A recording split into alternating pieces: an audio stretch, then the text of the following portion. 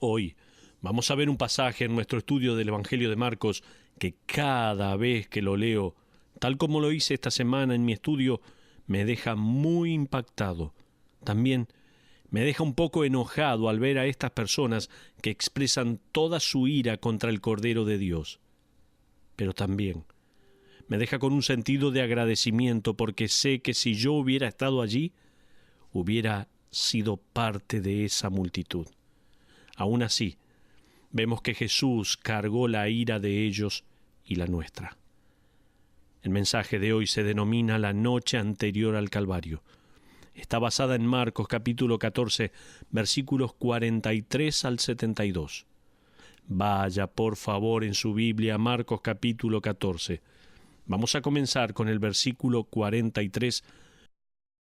Mientras busca en su Biblia, para poder preparar la escena, debemos de recordar que antes, en Marcos 14:10, Judas había ido ante los líderes religiosos determinando traicionar a Jesús.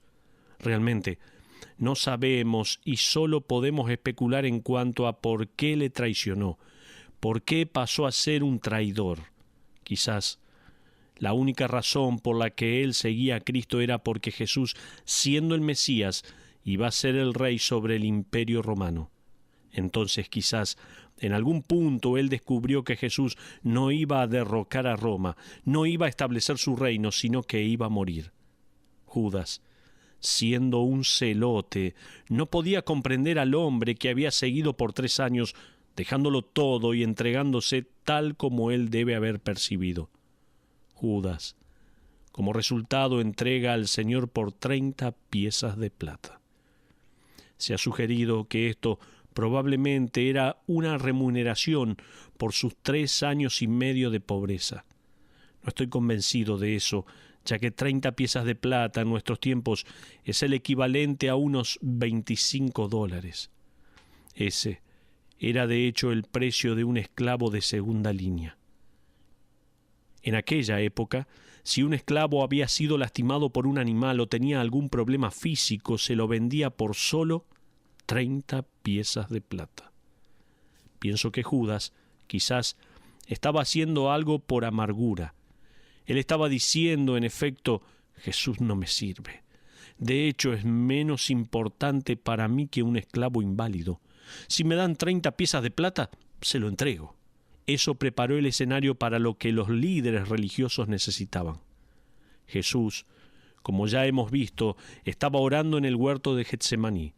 Al finalizar ese tiempo de oración, él dijo en Marcos 14:42, «Levantaos, vámonos, he aquí se acerca el que me entrega». Fíjese al estudiar el pasaje de hoy que nada toma a Jesús por sorpresa. Él sabe exactamente lo que va a suceder a continuación. Judas llega con una multitud. Veamos lo que dice Marcos 14:43. Luego, hablando él aún, vino Judas, que era uno de los 12, y con él mucha gente con espadas y palos, de parte de los principales sacerdotes y de los escribas y de los ancianos. Note la frase uno de los 12. Es como si Marcos casi no lo puede creer. Él está diciendo, el traidor se acerca. Y pueden creerlo, es uno de los 12. El término mucha gente es una traducción de la palabra griega espeira, que equivalía a una 10ª parte de una legión. Sabemos que una legión tenía 6.000 soldados, o sea que según este texto, unos 600 hombres fueron a ese pequeño huerto de Getsemaní para capturar a un hombre. Estos hombres estaban fuertemente armados. Leemos que ellos iban con espadas y palos. Este grupo de hombres, que incluía sacerdotes, escribas y ancianos, obviamente esperaban una lucha.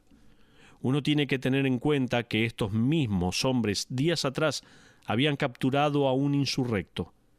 Existe evidencia como para decir que Judas fue ante los sacerdotes sugiriendo que Jesús mismo era un insurrecto, que debía de ser arrestado porque se autoproclamaba rey. En la mente de Pilato, esto puede haber causado temor, ya que acababan de perseguir a un insurrecto por toda Galilea hasta que finalmente fue capturado y encarcelado. Ese hombre se llamaba Barrabás. Así que ellos esperaban una resistencia. Juan agrega en San Juan capítulo 18 versículo 3 que la multitud venía con linternas y antorchas. En ese lugar y durante esa época del año la luna brillaba mucho, así que probablemente ellos llevaban linternas esperando tener que buscar a Jesús en algún escondite. Continuemos con el versículo 44 de Marcos 14. Allí leemos de esta manera la palabra de Dios. Y el que le entregaba les había dado señal diciendo: al que yo besare, ese es, prendedle y llevadle con seguridad. Realmente no lo sé, pero es probable que Judas haya pensado que uno de los discípulos daría un paso al frente y diría: no, yo soy Jesús. Tal vez él pensó que Pedro haría algo así. Así que Judas le dijo a este grupo de 600 soldados: yo voy a ir a besarle por las dudas que ellos traten de engañarles. Esa será la señal y ustedes podrán capturarlo. Juan nos da unos detalles que son fascinantes. Fíjese lo que dice Juan 18, versículos 3 al 5, y lo que sucede después también. Es importante. Judas, pues, tomando una compañía de soldados y alguaciles, de los principales sacerdotes y de los fariseos, fue allí con linternas y antorchas y con armas. Pero Jesús, sabiendo todas las cosas que le habían de sobrevenir, se adelantó y les dijo: ¿a quién buscáis? Le respondieron: a Jesús Nazareno.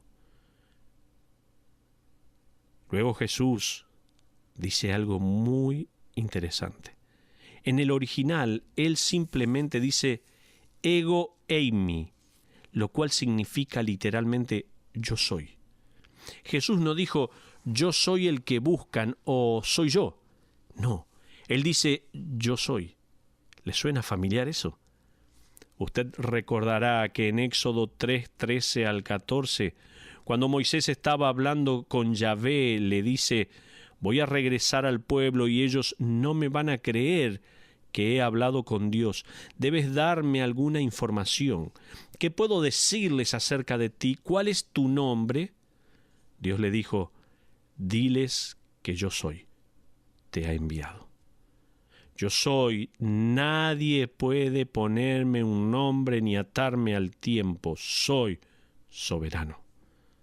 Entonces vemos que Jesús, cuando estos hombres vienen y dicen: buscamos a Jesús de Nazaret, responde: yo soy. Fíjese en la reacción a las palabras de Jesús en Juan 18:6. Cuando les dijo yo soy, retrocedieron y cayeron a tierra. Ahora imagínese que usted está en el huerto y vienen 600 soldados armados. Se meten al huerto y Jesús está allí absolutamente tranquilo y les dice en calma: ¿a quién buscan? Enfurecidos, con las espadas y linternas en mano, ellos responden: buscamos a Jesús Nazareno. Jesús responde: yo soy. Inmediatamente ellos se caen al suelo como unas piezas de dominó. ¿Qué sucedió? Pienso que Jesús, por tan solo un segundo, corrió el velo de sus ojos para que vieran que Él era Dios. Y ellos reaccionaron de la misma manera que lo hubiéramos hecho nosotros. Se cayeron de espaldas. Tenga en mente que en este huerto no tenemos a un fundamentalista que le han descubierto los planes. No tenemos a un impostor que ha sido apresado y sus planes han quedado a la vista. No. Estos son los planes de Jesús. Él es el Cristo soberano, quien por un momento les deja ver que están arrestando al Dios encarnado. Pero la avanzada de Judas lo hace con un afecto falso. Regrese en su Biblia a Marcos capítulo 14 y allí veremos qué hace Judas a continuación. Él probablemente se está levantando del suelo luego que Jesús revela quién era. Y Judas probablemente mira al Señor con un afecto falso y le dice: en Marcos 14:45, Maestro. Judas está actuando su rol como si pudiera engañar a Jesús. No hay nada más despreciable que un traidor, se lo puedo asegurar. Estoy seguro que usted está de acuerdo conmigo en esto. ¿Se encontró alguna vez con alguien llamado Judas? ¿Le pondría ese nombre a su hijo? No, claro que no. Hay algo en ese nombre que nos produce rechazo. Hasta en el último momento Judas se le acerca a Jesús y le dice, Maestro, Maestro, y le besó. En aquellos días, si un esclavo quería demostrar afecto, besaría los pies de su amo. Un sujeto de bajo rango besaría la mano de una persona de alto rango. Si un alumno era muy cercano a su maestro, besaría la palma de su mano. No obstante, solo los amigos íntimos se besaban en la mejilla, tal como Judas hizo con Jesús. Judas se acerca y le besa en la mejilla como a un amigo íntimo. ¡Qué tremendo! El pensar en esto me hace hervir la sangre, porque Judas era un hombre poseído por el diablo y Jesús era el hombre poseído por Dios, era el Dios encarnado que se encuentra con Satanás encarnado allí en el huerto. Me imagino que las chispas de ese beso se escucharon por todo el universo. Pero como vemos, el afecto de Judas era falso. Me imagino a Jesús allí parado mientras Judas le traicionaba y le besaba una y otra vez. Finalmente, Lucas 22:48 nos dice que Jesús responde, tal vez con toda la compasión del mundo, diciendo, Judas, con un beso entregas al Hijo del Hombre. Luego Mateo agrega las siguientes palabras de Jesús en Mateo 26:50. Amigo, ¿a qué vienes? En otras palabras, haz lo que vas a hacer. Si yo hubiese sido Jesús y Judas se me acercaba tanto, pienso que le hubiese golpeado. Sin embargo, aquí tenemos a Jesús, que sabía exactamente lo que estaba sucediendo, que ve el engaño y sabe que Judas está siendo controlado por el diablo. Aún así, Jesús le llama amigo. Marcos 14:46 leemos que después que Judas besó a Jesús, dice la Biblia, entonces ellos le echaron mano y le prendieron.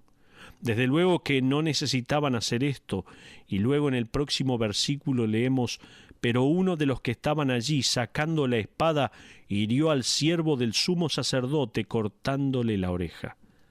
En Juan capítulo 18, versículo 10, leemos que ese discípulo fue Pedro. Pedro tiene otra oportunidad de demostrar su verdadero carácter.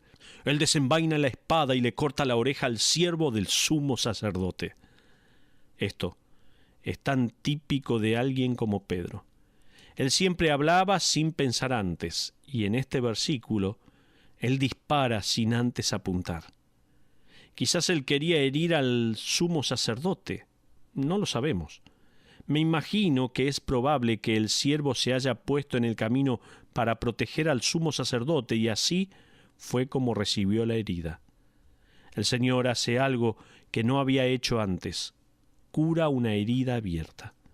Lucas nos dice en Lucas 22:51, y tocando su oreja le sanó. Quizás Jesús tomó el fragmento de la oreja y lo puso en su lugar, y luego inmediatamente se marcharon llevándolo.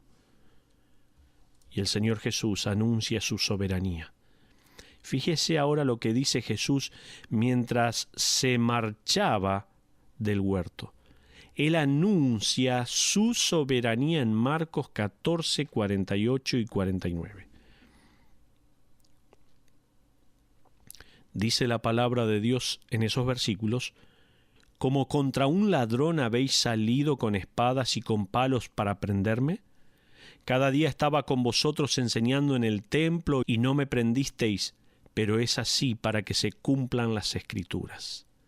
Leamos un par de pasajes. Vamos a Hechos 4, 27 y 28. Dice lo siguiente, Pedro es el que habla, y dice la palabra allí, porque verdaderamente se unieron en esta ciudad contra tu santo Hijo Jesús, a quien ungiste, Herodes y Poncio Pilato con los gentiles y el pueblo de Israel, para hacer cuanto tu mano y tu consejo habían antes determinado que sucediera. Note por favor esa frase, para hacer cuanto tu mano y tu consejo habían antes determinado. Hechos, ahora capítulo 2, versículos 22 y 23, Pedro está predicando y dice: varones israelitas, oíd estas palabras. Jesús Nazareno, varón aprobado por Dios entre vosotros, con las maravillas, prodigios y señales que Dios hizo entre vosotros por medio de él, como vosotros mismos sabéis, a éste, entregado por el determinado consejo y anticipado conocimiento de Dios. Esto nos da a los que creemos en Cristo una pauta de la soberanía de Cristo. Él sabía de antemano lo que iba a suceder. Esto no lo agarró por sorpresa. Jesús no fue engañado y estos eventos no lo sorprendieron. De hecho, él podría haber transformado a todos estos soldados en polvo con tan solo hacer sonar los dedos. Jesús se entregó voluntariamente. Estamos hablando de un Cristo soberano. Pero no solamente estamos viendo aquí la traición de Judas, sino también el rechazo de los líderes judíos. Ahora, los próximos versículos que vamos a ver se encuentran en Marcos capítulo 14. Vaya allí a su Biblia. Si bien no nos vamos a tomar el tiempo de ver todos los procedimientos en el juicio infame que le hicieron a Jesús, quiero que veamos 3 puntos en cuanto a la injusticia de los líderes judíos. En primer lugar, los líderes judíos habían predeterminado la sentencia de Jesús. Tome nota, estos líderes judíos habían predeterminado la sentencia de Jesús. Mire lo que dice Marcos 14:55. Y los principales sacerdotes y todo el concilio buscaban testimonio contra Jesús para entregarle a la muerte. Fíjese que estos líderes ya habían determinado que Jesús iba a morir. Ellos solo necesitaban conseguir de alguna manera una declaratoria que lo condenara. Ellos ya habían determinado cuál era el veredicto. En segundo lugar, los líderes judíos fabricaron un falso testimonio contra Jesús. Mire, Marcos 14, 56 al 59 voy a leer. Si quiere, me acompaña con esta lectura. Marcos 14, 56 dice: porque muchos decían falso testimonio contra él, mas sus testimonios no concordaban. Entonces, levantándose unos, dieron falso testimonio contra él, diciendo: nosotros le hemos oído decir, yo derribaré este templo hecho a mano, y en 3 días edificaré otro hecho sin mano. Pero ni aun así concordaban en el testimonio. Según la ley del Antiguo Testamento, estos hombres tendrían que haber sido expulsados y apedreados. Ellos eran culpables de injurias, calumnias y mentiras. Pero no pasó nada. Por más que le estaban mintiendo al sumo sacerdote, quien debía hacer cumplir la ley de Moisés, no pasó nada. ¿Recuerda a los fariseos? Ellos cumplían cada tilde, cada punto y coma de la ley, como estudiamos anteriormente. Pero en este juicio miraban y se deleitaban de toda la ignominia, dejando de lado la ley. Entonces, estos líderes religiosos judíos habían predeterminado la sentencia de Jesús.